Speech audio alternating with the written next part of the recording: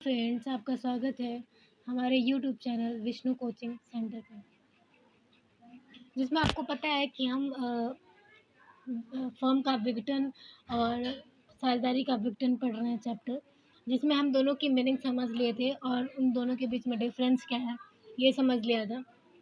आज हम समझेंगे कि उससे संबंधित जो भी जनरल एंट्रियाँ होती हैं वो कैसे होती हैं।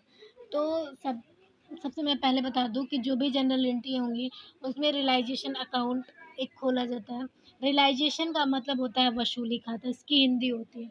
वसूली खाता वो खाता होता है जब आप संपत्ति को बेचते हो तो उससे संबंधित जितने भी आपको पैसे मिलेंगे, ठीक है, जितनी आपकी संपत्ति जा रही है या आ रही है उससे संबंधित जो भी चीज़ें होंगी वो आप रियलाइजेशन अकाउंट में ट्रांसफ़र करोगे, ठीक है। तो अभी मैं ऐसे इसको फुल नहीं बताऊंगी, बस ऐसे समझ लीजिए जो भी आप पैसा वसूल करते हैं सारे कहाँ जाते हैं, रियलाइजेशन अकाउंट में जाते हैं, ठीक है। इसको हम आगे डिटेल में समझेंगे, इसका एक प्रोफार्मा बना के समझाएंगे कि कैसे कैसे क्या क्या होता है। तो अकाउंट देखिए, विभिन्न संपत्तियों के खातों को बंद करना, यानी कि बंद कर रहे हैं, यानी कि उनको बेचने का काम कर रहे हैं। मतलब अभी एक्चुअल में बिका नहीं है, हम मान लेते हैं कि हम इन सारी संपत्तियों को क्या करेंगे, बेच देंगे। तो जब ऐसे मान लेते हैं तो हम सबसे पहले करते हैं realisation account debit to various assets account. अब यहाँ पे रियलाइजेशन अकाउंट एक टाइप का आपका नॉमिनल अकाउंट है। तो जितने भी प्रॉफिट और इनकम होते हैं ये हमारे नॉमिनल अकाउंट होते हैं, और रियलाइजेशन भी एक टाइप का नॉमिनल अकाउंट है, ठीक है। इसमें भी खर्चे और जो इनकम होता है उन्हीं को हम रिकॉर्ड करते हैं। तो यहाँ पे मैं बताऊँ कि जब हम एसेट्स बेच रहे हैं तो हमारे पास क्या आएगा, कैश आएगा ना। तो जब कैश आएगा तो जब कैश हमारा क्या है, कौन सा अकाउंट है, कैश आपका मैं बोलूँ तो एक रियल अकाउंट होता है, ठीक है।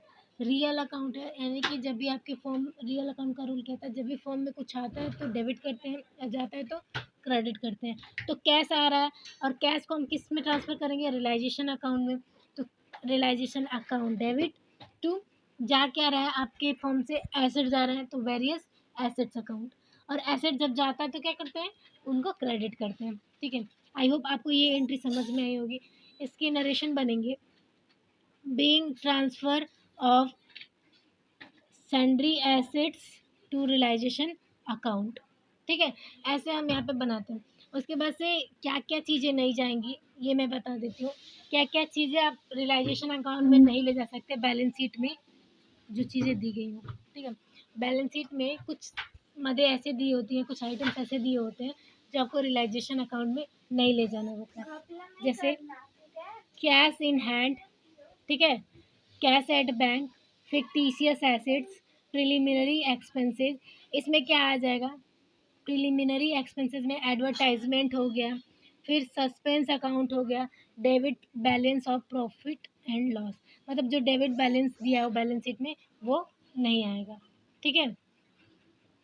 तो ये सारी चीज़ें नहीं जाएंगी। प्लस प्रोविज़न और रिज़र्व की राशि, मतलब अगर मान लीजिए जैसे प्रोविज़न हम किस पे करते हैं, ज़्यादातर आप देखते होंगे जो प्रोविज़न होता है,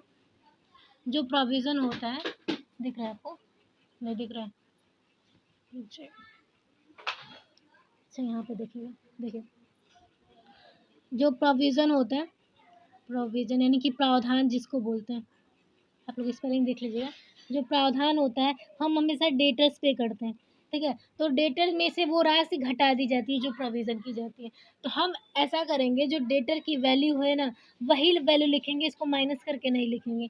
और मैं यहाँ सबसे पहले बता दूँ कि आपको हमेशा बुक वैल्यू लिखना है, जो बैलेंस शीट में वैल्यू एक्चुअल में उसकी वैल्यू है वही वैल्यू लिखेंगे आप, ठीक है। आई होप आपको ये चीज़ें समझ में आई होंगी। और डेटर्स भी आपके एसेट्स है तो इसका भी बुक वैल्यू ही लिखेंगे। जो घटाना है आपकी लायबिलिटी है तो उसको हम क्रेडिट साइड लिख देंगे, ठीक है, या डेबिट साइड, जिस भी अकॉर्डिंग लिखना होगा, जिस भी अकॉर्डिंग जनरल एंट्री करेंगे उस अकॉर्डिंग हम इसको करेंगे, लेकिन दोनों को अलग अलग करेंगे। अगर मान लीजिए इसको हम डेबिट कर रहे हैं तो इसको क्रेडिट कर देंगे, इसको क्रेडिट कर रहे हैं तो इसको डेबिट कर देंगे। यहाँ पर हम इसको क्या कर रहे हैं, क्रेडिट कर रहे हैं, तो जाहिर सी बात है इसको हम क्या करेंगे, डेबिट करेंगे, है ना। जनरल एंट्री में इसको क्या करेंगे, डेबिट करेंगे। और अकाउंट बनाते टाइम इसको हम क्रेडिट करेंगे, ठीक है, इसको हम क्रेडिट करेंगे और इसको हम डेबिट कर देंगे। आई होप आपको इन दोनों में कन्फ्यूजन नहीं होगा। और बुक वैल्यू यानी कि जो बैलेंस शीट में वैल्यू दी गई है वही वैल्यू लिखेंगे, अदरवाइज जो एडजस्टमेंट में दी गई वो वैल्यू नहीं लिखेंगे। तो आपको यहाँ पे बुक वैल्यू ही लिखना है।